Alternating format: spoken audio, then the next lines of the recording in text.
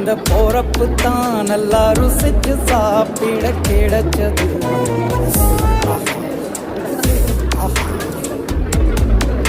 அத நினைச்சு தான் மனோபோலகம் முழுவதும் பருக்குது.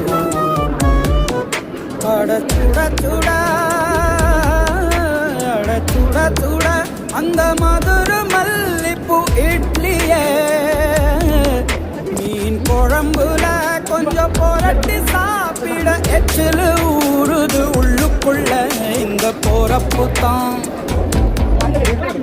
போறப்பு தான் நல்லா ருசிச்சு சாப்பிட கிடைச்சது. இந்த போறப்பு தான் நல்லா ருசிச்சு சாப்பிட கிடைச்சது. அத நினைச்சு தான் மனோபோலகம் முழுவதும் பருக்கு.